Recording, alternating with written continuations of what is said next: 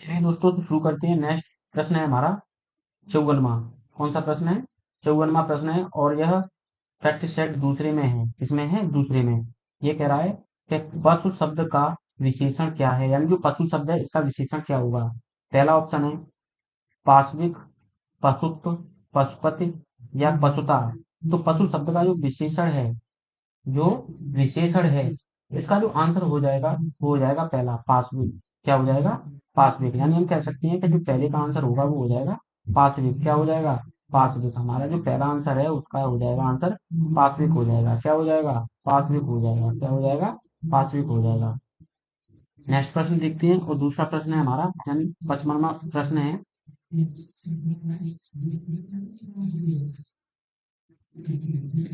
कि निम्न में से कौन सा भाववाचक संज्ञा नहीं है, यानी इनमें से कौन सी भाववाचक संज्ञा नहीं है। पहला है लंबाई, वहन, दया या शत्रुता। लंबाई, वहन, दया, शत्रुता में कौन सी भाववाचक संज्ञा नहीं है, यानी ये चार दिए गए इनमें से भाववाचक संज्ञा नहीं है तो वहन है। क्या है? वहन। यह भाववाचक संज्ञा नहीं है। क्या नहीं है? वहन भाववाचक संज्ञा नहीं है। नेक्स्ट प्रश्न है हमारा 56वां कि वचन बदलना है, यानी वचन बदलना है, सही विकल्प चुनिए। बहु, बहु का क्या होगा? बहुएं, बहु, बहु या बहुओं। तो यह वचन बदलना नहीं है तो यह RRB त्रिवेंद्रम टेक्निकल परीक्षा 2009 में पूछा गया प्रश्न है। इसका जो आंसर हो जाएगा वो हो जाएगा बहुएं। यानी वचन बदलना है, इसका जो आंसर हो जाएगा बहुएं हो जाएगा। यानी पहला आंसर इसका एकदम सही आंसर हो जाएगा। क्या हो जाएगा? पहला आंसर इसका एकदम सही आंसर हो जाएगा। 57वां प्रश्न है कि लचीला में प्रयुक्त प्रत्यय है, यानी जो लचीला है इसमें कौन सा प्रत्यय लगा हुआ है। पहला है ला, दूसरा है कीला, तीसरा है ईला और चौथा है चल। तो जो चमकीला में प्रत्यय लगा हुआ है, चमकीला में जो प्रत्यय लगा हुआ है वह आपका तीसरा है। कौन सा है? तीसरा, ईला। क्या है? ईला। बड़ी की मात्रा है यहाँ पर तो ऐसे आएगा ईला। क्या आएगा? ईला। 58वां प्रश्न है कि प्रख्यात में प्रयुक्त उपसर्ग है आत, प्रक, त और प्र। तो प्रख्यात में जो उपसर्ग लगा हुआ है आपका वो हो जाएगा प्र लगा हुआ है। क्या है? प्र लगा हुआ है। चौथा ऑप्शन इसका सही हो जाएगा। 59वां प्रश्न है आपका कि यहाँ आनंद मंगल है, चिंता की कोई बात नहीं है, माताजी को तेज ज्वर है, उपयुक्त वाक्य में दोष है। पहला क्वेश्चन है कि शब्द विषयक दोष है, दूसरा है मात्रा विषयक दोष है, तीसरा है पक्ष दोष है और चौथा है लिंग संबंधी दोष है। तो यहाँ आनंद मंगल है, चिंता की कोई बात नहीं, माताजी को तेज ज्वर है, उपयुक्त में जो दोष बताया गया है वो आपका जो दोष है, जो दोष है वो पक्ष दोष है। क्या है? पक्ष दोष है। यानी तीसरा ऑप्शन एकदम सही आंसर हो जाएगा। चौथा आपका नेक्स्ट प्रश्न है कि निम्नलिखित में से उपसर्ग रहित शब्द कौन सा है, यानी इनमें से उपसर्ग रहित शब्द कौन सा है। पहला क्वेश्चन है कि कुलीन है, सुदर्शन है, विनम्रता है या निर्बलता है। तो जो उपसर्ग शब्द रहित है तो आपका आंसर हो जाएगा पहला कुलीन। क्या हो जाएगा? कुलीन। नेक्स्ट प्रश्न है हमारा 61वां कि निम्नलिखित में से किस शब्द में उपसर्ग का प्रयोग हुआ है, यानी इनमें से किस शब्द में उपसर्ग का प्रयोग हुआ है। पहला आंसर हो जाएगा विकास, दूसरा है विवाद, तीसरा है सुंदर और चौथा है भारतीय। जो उपसर्ग का प्रयोग हुआ है, उपसर्ग का जो प्रयोग हुआ है वह विवाद में हुआ है। किसमें हुआ है? विवाद में। 62वां प्रश्न है कि निम्नांक यानी निम्नांकित में से किस शब्द में प्रत्यय का प्रयोग हुआ है। पहला ऑप्शन है अलग में, विकल में, धनिक में या पुलुक में। तो जो प्रत्यय यानी शब्द प्रत्यय का प्रयोग हुआ है, तो जो प्रयोग हुआ है वो आपका धनिक में हुआ है। किसमें हुआ है? धनिक में। यानी तीसरा ऑप्शन इसका सही हो जाएगा। 63वां प्रश्न है इसका कि निम्नलिखित में से कौन सा शब्द क्रियार्थक संज्ञा है, यानी इनमें से कौन सा शब्द है जो क्रियार्थक संज्ञा है। पहला ऑप्शन है खेल है, गणना है, महान है या पानी है। तो जो क्रियार्थक संज्ञा है, क्रियार्थक संज्ञा है वो खेलना है। क्या है? खेलना। ये ऑप्शन इसका सही हो जाएगा। यानी 63 का ए। निम्नलिखित में से कौन सा शब्द क्रियार्थक संज्ञा है। तो यहाँ पर गणना होगा। क्या होगा? गणना होगा। क्या होगा? गणना। पहला ऑप्शन गलत है इसका, दूसरा सही हो जाएगा। क्या हो जाएगा? दूसरा सही हो जाएगा। दूसरा ऑप्शन इसका एकदम सही आंसर हो जाएगा। नेक्स्ट प्रश्न है कि जो शब्दांश शब्द के आदि में जुड़कर शब्द के पहले अर्थ को परिवर्तित कर देते हैं उन्हें क्या कहते हैं? अव्यय, प्रत्यय, सर्वनाम या उपसर्ग? तो जो शब्द शब्द के आदि में जुड़कर शब्द के पहले अर्थ को परिवर्तित कर देते हैं उन्हें हम क्या कहते हैं? तो उन्हें हम उपसर्ग कहते हैं। क्या कहते हैं? उपसर्ग कहते हैं। चौथा ऑप्शन इसका एकदम सही आंसर हो जाएगा। 65वां प्रश्न है कि निम्नांकित में से अव्यय का कौन सा भेद नहीं है?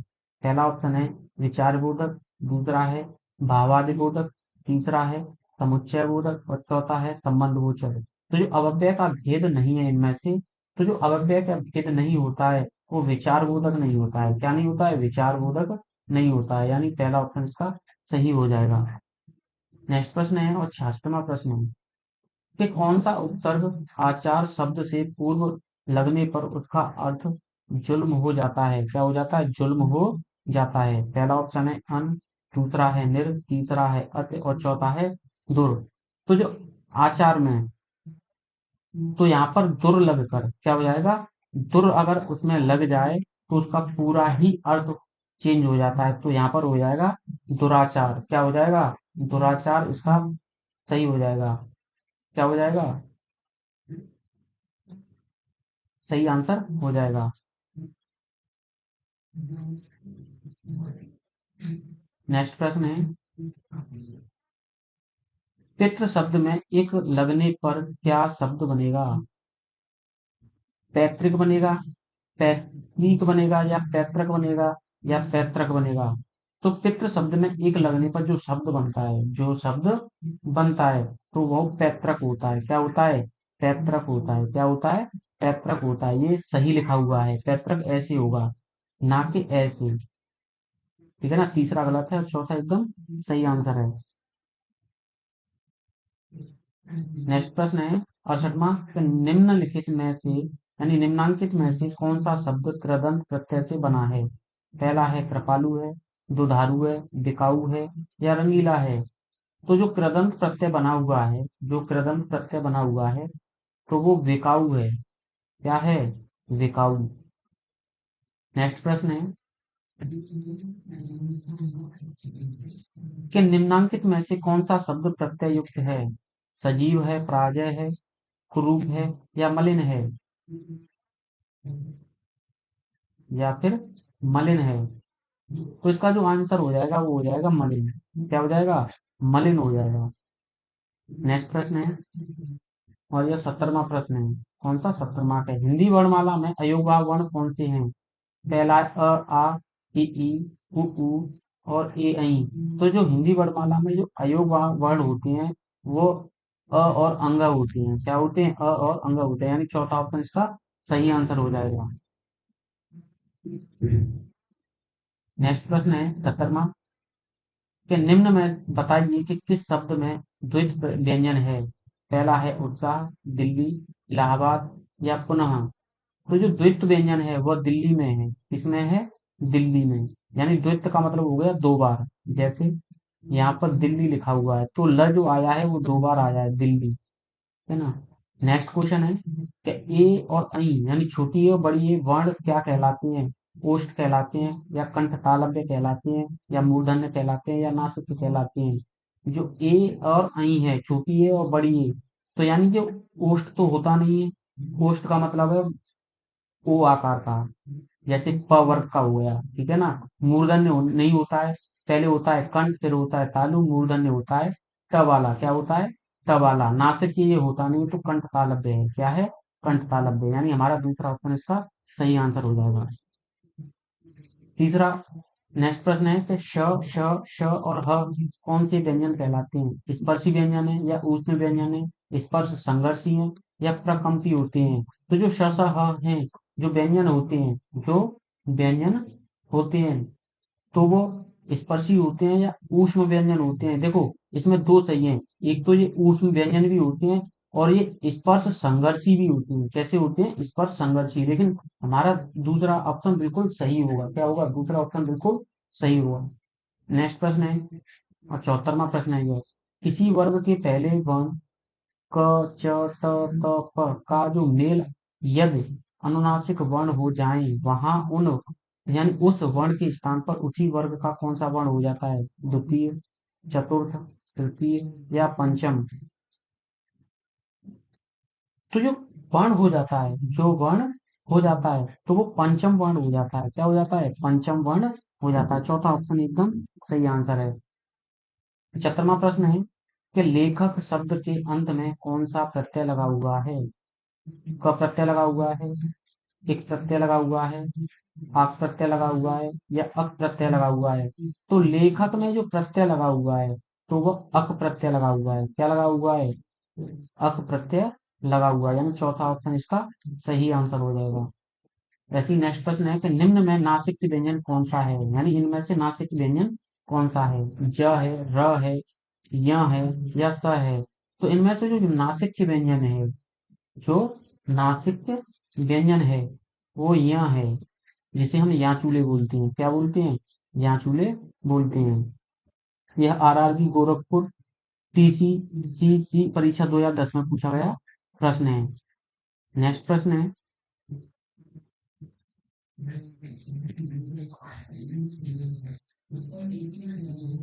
77वां के निम्नांकित में कौन सा शब्द कृदंत है? यानी निम्नांकित में कौन सा शब्द कृदंत है? चतुराई, मिठास, भिड़ंत या सुधार। तो इनमें से जो कृदंत प्रत्यय है, कृदंत जो प्रत्यय है तो क्या हो जाएगा? भिड़ंत। क्या हो जाएगा? भिड़ंत। नेक्स्ट प्रश्न है कि निम्न में से कंठ ध्वनियां कौन सी है? यानी इनमें से कंठ ध्वनियां कौन सी हैं? पहला ऑप्शन है कि ज, ज, या फिर ये अरबी और फारसी वाला ज है। दिखाई नहीं दे रहा हो तो मैं बताता हूँ अरबी और फारसी का कैसे है। ये अरबी फारसी के शब्द हैं, ठीक है ना। ट और ण, क, ख, य और र। तो जो कंठ ध्वनियां हैं, जो कंठ ध्वनियां हैं वो आपकी क और ख है। कौन सी है? क और ख है। तीसरा वर्ण इसका यानी ऑप्शन सही हो जाएगा। नेक्स्ट प्रश्न है आपका कि वस्तु, स्थान, भाव या विचार के घोतक शब्द को क्या कहते हैं?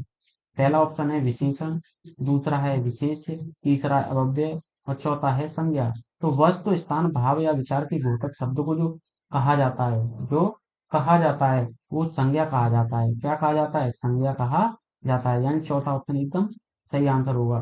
नेक्स्ट प्रश्न है कि स्तुत शब्द को स्त्रीवाचक बनाने के लिए किस प्रत्यय का प्रयोग किया जाता है? पहला ऑप्शन है ई प्रत्यय का, दूसरा है आ प्रत्यय का, तीसरा है ई प्रत्यय का और चौथा है एक प्रत्यय का। तो शुद्ध शब्द को स्त्रीवाचक बनाने के लिए जो प्रत्यय का प्रयोग किया जाता है वो आ होता है। क्या होता है? आ, यानी दूसरा ऑप्शन इसका सही आंसर होगा। 81वां प्रश्न है कि निम्न में से रूढ़ शब्द कौन सा है? यानी इनमें से रूढ़ शब्द कौन सा है? पहला है वैभव, पंकज, जलज या मलयज। तो इनमें से जो शब्द है, रूढ़ शब्द है, रूढ़ शब्द है, तो जो रूढ़ शब्द हो जाएगा वो वैभव है। क्या है? वैभव है। जो रूढ़ शब्द हो जाएगा वो वैभव है। नेक्स्ट प्रश्न है 82वां के स्वरों को किस अन्य नाम से भी जाना जाता है? हल, अच, क्लुप्त या मूर्धन्य। तो जो स्वरों को अन्य नाम से जाना जाता है उन्हें हम अच कहते हैं। क्या कहते हैं? अच कहते हैं, यानी दूसरा ऑप्शन इसका एकदम सही आंसर होगा। ऐसे ही नेक्स्ट प्रश्न है कि निम्न में से महाप्राण वर्ण कौन से हैं? ख और घ, क और च, य और र, त और द। अगर ये महाप्राण की बात कर रहा है तो महाप्राण जो वर्ण होती हैं, पहला, तीसरा और पांचवा ये अल्प प्राण है। दूसरा और चौथा, दूसरा और चौथा ये महाप्राण वर्ण होते हैं। कैसे होते हैं? महाप्राण वर्ण होते हैं। तो ख और घ हमारे महाप्राण है, तो इसलिए पहला ऑप्शन इसका सही आंसर हो जाएगा। नेक्स्ट प्रश्न है कि मूल धातु से पूर्व जिन शब्दों का प्रयोग किया जाता है उन्हें क्या कहते हैं? प्रत्यय कहते हैं, उपसर्ग कहते हैं, रस कहते हैं या इनमें से कोई नहीं। तो मूल धातु से पूर्व जिन शब्दों का प्रयोग किया जाता है उन्हें जो कहा जाता है, उन्हें जो कहा जाता है तो उन्हें उपसर्ग कहा जाता है। क्या कहा जाता है? उपसर्ग कहा जाता है। नेक्स्ट प्रश्न है आपका 85वां कि हिंदी वर्णमाला में कुल वर्ण कितने हैं? यानी हिंदी की वर्णमाला में कुल वर्ण कितने होते हैं? पहला है 46, दूसरा है 52, तीसरा है 35, चौथा है 43। तो जो हिंदी वर्णमाला में जो कुल वर्ण होते हैं, जो कुल वर्ण होते हैं, तो वो 46 होते हैं। कितने होते हैं? 46 होते हैं। 50 नहीं होते, नहीं कोई 50 लगाए, क्या लगाए? 50 नहीं होते हैं। क्या नहीं होते हैं? 50 नहीं होते हैं। नेक्स्ट प्रश्न है 86वां, कि स्थान के आधार पर बताइए कि मूर्धन्य व्यंजन कौन से हैं? ज, झ, ग और घ, प और फ, ड़ और ढ। यानी जो मूर्धन्य की बात अगर आ रही है तो जो मूर्धन्य व्यंजन होते हैं ड़ और ढ होते हैं। चौथा ऑप्शन इसका सही आंसर हो जाएगा। नेक्स्ट ऐसे ही प्रश्न है आपका 87वां, कि निम्नांकित में से बताइए कि नवीन विकसित ध्वनियां कौन सी हैं? पहला है श, ए और ओ और उ, ख और ग। नेक्स्ट प्रश्न है 88वां, स्त्रीत्व शब्द में कौन सी संज्ञा है? पहला है जातिवाचक संज्ञा, भाववाचक संज्ञा, द्रव्यवाचक संज्ञा या व्यक्तिवाचक संज्ञा। तो स्त्रीत्व शब्द में जो संज्ञा दी गई है, जो संज्ञा दी गई है वो भाववाचक संज्ञा है। क्या है? भाववाचक संज्ञा, यानी दूसरा ऑप्शन इसका सही आंसर हो जाएगा। नेक्स्ट प्रश्न है कि प्रत्युन्नमत शब्द में कौन सा उपसर्ग है? पहला है प्र, दूसरा है प्रति, तीसरा है प्रत्यय या इनमें से कोई नहीं। तो प्रत्युन्नमत शब्द में जो उपसर्ग दिया गया है, उपसर्ग दिया गया है वो आपका प्रति है। क्या है? प्रति, यानी दूसरा ऑप्शन इसका सही आंसर हो जाएगा। नेक्स्ट प्रश्न है और 90वां प्रश्न है कि हिंदी वर्णमाला में मूल स्वर कितने होते हैं? यानी हिंदी की जो वर्णमाला दी गई है उसमें मूल स्वर कितने होते हैं? 6, 7, 4 या 2। तो जो हिंदी वर्णमाला में मूल स्वर होती हैं वो 4 होती हैं। कितने होते हैं? 4 होती हैं। तीसरा ऑप्शन इसका सही आंसर हो जाएगा कि हिंदी वर्णमाला में मूल स्वर 4 होती हैं। कितने होती हैं? 4 होती हैं। 91वां प्रश्न है कि निम्नलिखित में से रूढ़ शब्द कौन सा है? यानी इनमें से रूढ़ शब्द कौन सा है? पहला है पशु, दूसरा है विद्यालय, तीसरा है समतल, चौथा है वाचनालय। तो रूढ़ शब्द इनमें से जो दिया गया है, रूढ़ शब्द जो दिया गया है वो आपका पशु है। क्या है? पशु है। नेक्स्ट प्रश्न है, जो धातु या शब्द के अंत में जोड़ा जाता है, यानी जो धातु या शब्द के अंत में जोड़ा जाता है उसे क्या कहते हैं?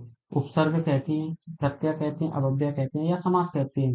तो जो धातु के शब्द के अंत में जोड़ा जाता है, जो जोड़ा जाता है उसे हम प्रत्यय कहते हैं। क्या कहते हैं? प्रत्यय। प्रत्यय हमेशा बाद में जुड़ती है। कब जुड़ते हैं? बाद में। नेक्स्ट प्रश्न है कि अनुज शब्द को स्त्रीवाचक बनाने के लिए आप किस प्रत्यय का प्रयोग करेंगे? ई, आ, ई और इक। तो जो अनु शब्द को स्त्रीवाचक बनाने के लिए जो प्रत्यय का प्रयोग किया जाएगा, प्रत्यय का जो प्रयोग किया जाएगा वो आ प्रत्यय का प्रयोग किया जाएगा। किसका किया जाएगा? आ, यानी स्त्रीत्व, यानी किसी शब्द को स्त्रीत्व बनाने के लिए, स्त्रीवाचक बनाने के लिए आ शब्द का प्रयोग किया जाता है। नेक्स्ट प्रश्न है आपका और 94वां प्रश्न है यह, कि शब्द व्युत्पत्ति के आधार पर बताइए कि कौन सा शब्द योग रूढ़ है? पहला है जलज है, दूसरा है विनिमय है, तीसरा है कुशल है, चौथा है पवित्र है। तो जो शब्द उत्पत्ति के आधार पर जो योग रूढ़ शब्द दिया गया है, योग रूढ़ शब्द दिया गया है वो जलज है। क्या है? जलज है, यानी पहला ऑप्शन इसका सही हो जाएगा। 95वां प्रश्न है च, छ, ज, व और य, ये ध्वनियां क्या कहलाती हैं? पहला है कंठ ध्वनियां कहलाती है, दूसरा है मूर्धन्य कहलाती है, तीसरा है तालव्य कहलाती है और चौथा है दंतुष्ट कहलाती है। तो च, छ, ज, व और ये ध्वनियां जो कहलाती हैं तो यह तालव्य कहलाती हैं। क्या कहलाती है? तालव्य कहलाती हैं, यानी तीसरा ऑप्शन इसका सही हो जाएगा। क्या हो जाएगा? तीसरा ऑप्शन इसका सही हो जाएगा। 96वां प्रश्न है कि हिंदी वर्णमाला में कुल व्यंजनों की संख्या कितनी है? तो कुल व्यंजनों की, यानी हिंदी वर्णमाला में कुल व्यंजनों की बात कर रहा है। 11 तो स्वर होती है। कितनी होती है? स्वर होती है। 45 या 33 या 50। तो हमारे जो व्यंजनों की संख्या है वो 33 है। 33 है। कितनी है? 33 है, यानी तीसरा ऑप्शन सही हो जाएगा। नेक्स्ट प्रश्न है कि वर्णमाला में बताइए कि संयुक्त स्वर कौन से हैं? अ और आ, ए और ई, ज और झ, ए और ओ। तो वर्णमाला में जो संयुक्त स्वर बताए गए हैं, वर्णमाला में जो संयुक्त स्वर बताए गए हैं तो वो ए और ओ हैं। क्या है? ए और ओ, यानी चौथा ऑप्शन इसका सही आंसर हो जाएगा। 98वां प्रश्न है कि हिंदी वर्णमाला में संयुक्ताक्षर कौन से हैं? पहला ऑप्शन है अ, आ, ज, दूसरा है उ, ऊ और ल, तीसरा है प, फ और भ और चौथा है छ, त्र, ज्ञ। तो इस संयुक्ताक्षर अगर की बात कर रहा है तो यहाँ पर हो जाएगा छ, त्र, ज्ञ, यानी क्षेत्र ज्ञान। नेक्स्ट प्रश्न है कि निम्न में से बोध वर्ण कौन सी है, यानी इनमें से बोध वर्ण कौन सी है। पहला है म, दूसरा है ख, तीसरा है च और चौथा है ह। तो जो बोध वर्ण की बात की गई है, यहाँ पर बोध वर्ण की बात की गई है, तो वो ख है। क्या है? बोध वर्ण ख है। और यह 2009 में पूछा गया प्रश्न है। नेक्स्ट प्रश्न है कि निम्न में से कोमल तालव्य ध्वनियां कौन सी हैं। पहला है ड़ ढ ड़ ड़, क ख ग घ, च छ ज और झ, त थ द और ध। तो जो कोमल तालव्य ध्वनियां हैं, कंठ और तालु, अगर बात की जाएगी तो ये च छ ज और झ है। कौन सा है? च छ ज और झ। नेक्स्ट प्रश्न है कि निम्न में से अल्प प्राण वर्ण कौन से हैं। क और ग है, अ आ है, ह और भ है, थ और द है। तो जो अल्प प्राण की बात की जाएगी तो ये क और ग है। क्या है? क और ग है। नेक्स्ट प्रश्न है 102 कि वाक्य का शब्द यानी शब्द युग्म यदि शब्द है तो अनुच्छेद का शब्द युग्म निम्नांकित में से कौन सा होगा। पहला है अक्षर, वाक्य, शब्द या पद। तो वाक्य का शब्द युग्म यदि शब्द है तो अनुच्छेद का शब्द युग्म जो होगा तो वो आपका वाक्य होगा। क्या होगा? वाक्य होगा। दूसरा ऑप्शन इसका सही आंसर है। नेक्स्ट प्रश्न है 103वां कि बेइंसाफी में प्रयुक्त उपसर्ग है, यानी जो बेइंसाफी है इसमें प्रयुक्त उपसर्ग है। बगैर है, बेन है, बेनसा है या वे है। बेइंसाफी में जो प्रयुक्त उपसर्ग बताया गया है, जो प्रयुक्त उपसर्ग बताया गया है तो वो वे है। क्या है? वे है। 104वां प्रश्न है कि किस शब्द की रचना प्रत्यय से हुई है, यानी किस शब्द की रचना प्रत्यय से हुई है। पहला है अभियोग, दूसरा है व्यायाम, तीसरा है रचयिता, चौथा है सर यानी सर्ज निच्छा। सर्ज निच्छा। तो जो प्रत्यय से जिस शब्द की रचना हुई है तो वो हो जाएगा आपका रचयिता। क्या है? रचयिता। तीसरा ऑप्शन इसका सही हो जाएगा। नेक्स्ट प्रश्न है 105वां पे निम्नांकित में विशेषण है, यानी निम्नांकित में विशेषण है। पहला है सुलेख, पुष्पित, हव्य या पौरुष। तो जो विशेषण शब्द दिया गया है, जो विशेषण शब्द दिया गया है तो वो हो जाएगा हव्य। क्या है? हव्य। यानी तीसरा ऑप्शन इसका सही आंसर हो जाएगा। नेक्स्ट प्रश्न है 106वां कि निम्नलिखित में से कौन सी बोली अथवा भाषा हिंदी के अंतर्गत नहीं आती है। पहला है कन्नौज, बांगरू, तेलुगु या अवधी। तो इनमें से बोली या भाषा के अंतर्गत नहीं आती है तो वो जो आपकी नहीं आती है तो वो हो जाएगा तेलुगु।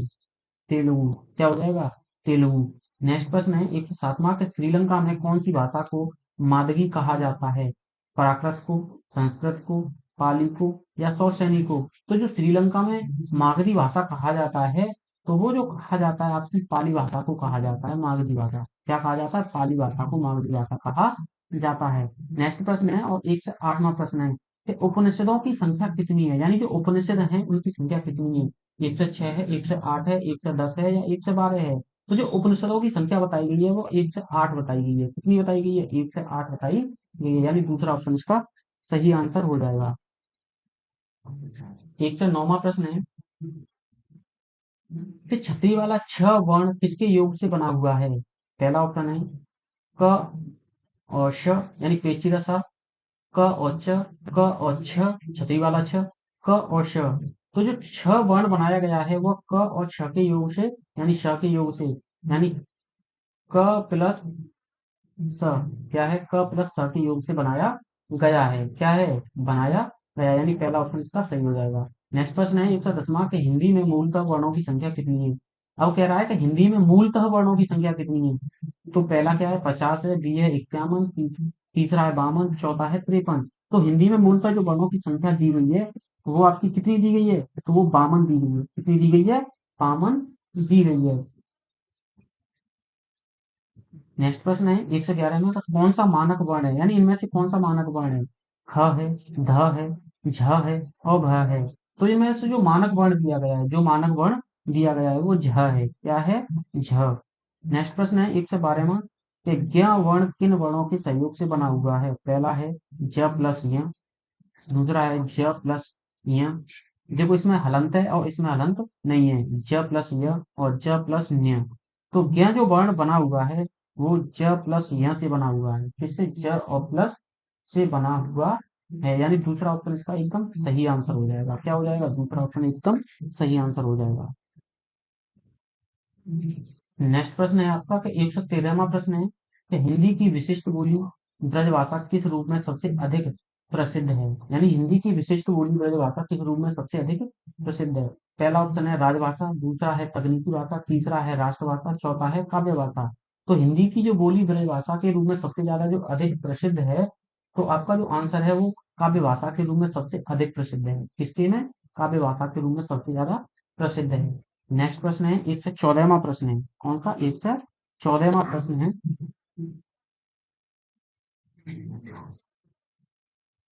कि राजस्थानी भाषा का उद्भव जिस क्षेत्रीय अपभ्रंश से हुआ है उसका नाम क्या है? ब्राचड़ अपभ्रंश, महाराष्ट्री अपभ्रंश, या सौरसैनी अपभ्रंश, या मागधी अपभ्रंश।